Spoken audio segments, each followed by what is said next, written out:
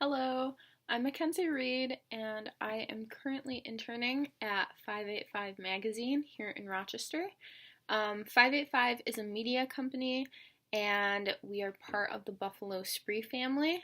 We not only publish the 585 magazine, but also local playbills for like Jiva Theater, Rochester Broadway Theater League, and the RPO, and we are currently the only city regional magazine for the greater Rochester area. So, for industry challenges, I spoke to Paula, who works in the sales department, and she said that one really big challenge is growing the client base. Advertisers are needed because they will help grow the magazine.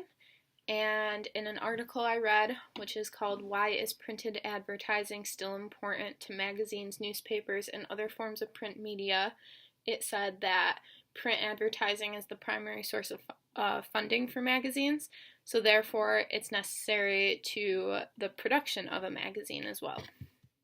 In addition to that, smallbusiness.cron.com says that many magazines are for a very specific audience, and what's important about that is advertisers can then know that their ads are being viewed by this very specific section.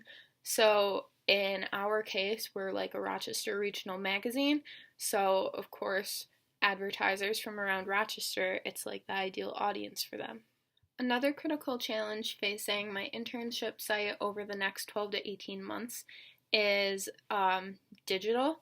So when speaking to my supervisor Jane, who is the editor, and Caroline, who is the director of sales, they both said that digital is a critical challenge because it's happening more and more, and getting clients to understand the digital competition that we face and making them see that both print and digital are needed, in addition with like further marketing packages, can sometimes be really difficult.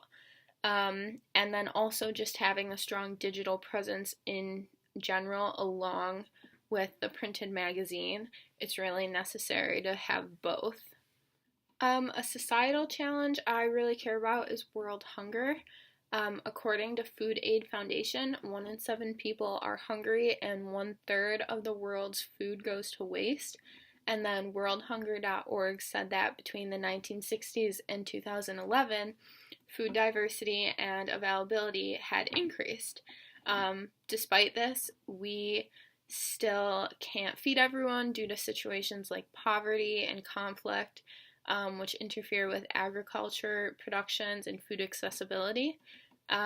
This is just a situation that has always kind of bothered me because it just seems like if the food is there and a lot of it is being wasted, I don't really see why in this day and age we can't figure out how to get it to the people who are going hungry.